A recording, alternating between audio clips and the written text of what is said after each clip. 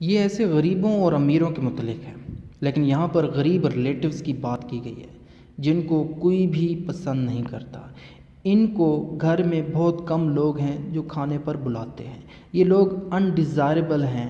Charles کہتا ہے کہ یہی وجہ ہے کہ یہ غریب رشتہ دار اپنے آپ کو تبدیل کرتے رہتے ہیں، یعنی امیر بننے کی، اچھا بننے کی ایکٹنگ کرتے ہیں، اور یہ سب اس لیے کر رہے ہوتے ہیں کیونکہ غریب رشتہ داروں کو انفیریورٹی کمپلیکس دیا گیا ہے، یعنی احساس کمتری کا ڈوز امیر ریلیٹیوز نے پور ریلیٹیوز کو دیا ہے۔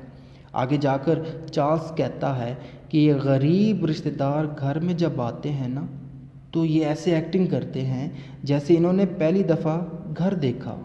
ویسے تو یہ غریب رشتہ دار ہمارے گھر میں نہیں آتے، مگر جب پتہ نہیں برتھ ڈیز ہوتی ہیں تو یہ آ جاتے ہیں، اور یہ لوگ ایسا دکھاوا کرتے ہیں کہ ارے آپ کا برتھ ڈے ہے، یعنی ایسا دکھاوا کر رہے ہوتے ہیں کہ انہیں پتہ ہی نہیں ہے کہ ہمارا برتھ ڈے ہے، اور ایکچولی ان کو پتہ ہوتا ہے۔ اور ایسے میں ہمارے جو سرونٹس ہیں وہ کنفیوز آ جاتے ہیں کہ ہم کیسے ان کو ویلکم کریں، یہ کیسے ان کو سرو کریں، کیونکہ ان کے مینرز سرونٹس کی اوقات کے برابر بھی نہیں تھے۔ سرونٹس مزید کنفیوز آ جاتے ہیں کہ ان کو ہم اسپیشل گیسٹ کی طرح یا پھر آرڈنری گیسٹ کی طرح ٹریٹ کریں۔ یہ غریب رشتہ دار بعض اوقات ارریشنل ہوتے ہیں، یعنی عقل کا کم ہی یوز کرتے ہیں، اور ان کے رویے بیہیویئر میں ہیزیٹیشن یعنی ہچکچاہٹ ہوتی ہے۔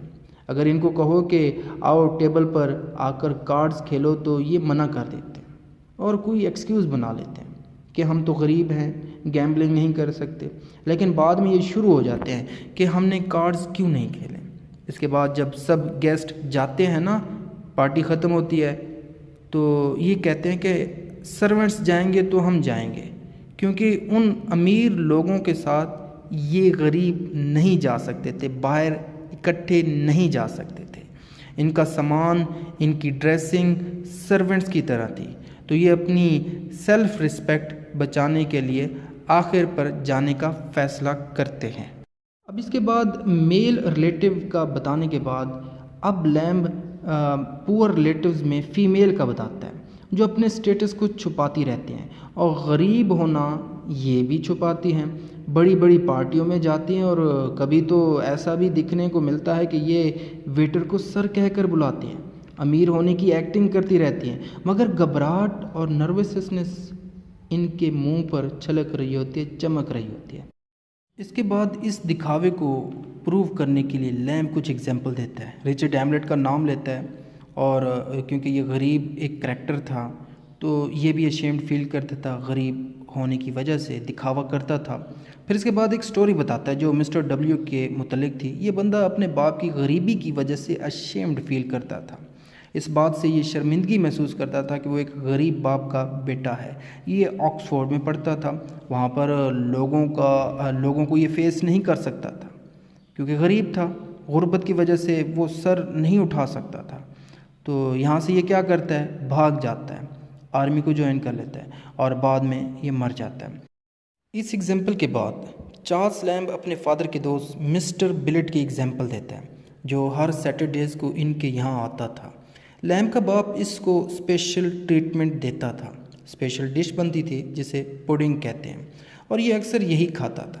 ایک دن کیا ہوتا ہے کہ چارلس لیمب کی سسٹر وہاں پہ آ جاتی ہے اور یہ پوڈنگ کھا رہا ہوتا ہے، اور یہ سسٹر پوڈنگ کھاتے ہوئے اس کی انسلٹ کر دیتی ہے کہ آج ہی کھا لو، کل نہیں ملنے والی۔ بلٹ اس بات کو برا سمجھتا ہے، بلٹ پھر اس کو برا بلا کہنا شروع ہو جاتا ہے، اور یہاں تک بھی کہہ دیتا ہے کہ تم بوڑھی ہو، تمہارا دماغ کام نہیں کرتا۔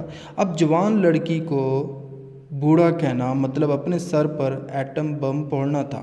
پھر وہی ہوا جو آپ سوچ رہے ہیں، بلٹ کو اس نے غریب، ال مینرڈ، ارریشنل کہہ کر چلتا کیا وہاں سے۔ چارلس کا کہنا ہے، میسج جو ہے کہ ہمیں دکھاوا، دھوکہ، فریب سے بچنا چاہیے، غریب اور امیر میں فرق کو ختم کرنا چاہیے۔ آج کے دور کی بات کریں تو ہر کوئی امیر ریلیٹیو چاہتا ہے، غریب ریلیٹیو پر ان کی نظریں کم ہی پڑتی ہیں۔ یہ غریب ریلیشنز کو نا یہ امیر لوگ کم تر سمجھتے ہیں۔ تو امید کرتا ہوں یہ ایسے آپ کو پسند آئے تو لائک کیجیے گا، سبسکرائب کیجیے گا، دوستوں کے ساتھ لازمی شیئر کیجیے گا، اور اپنا فیڈ بیک کمنٹ میں لازمی دیجیے گا کہ آپ کو یہ ایسے کیسے لگا، اور چار سلام کے جتنے بھی ایسے ہیں وہ آپ کو اسکرین پر یا پلے لسٹ میں نظر آ جائیں گے۔ Thank you for watching this.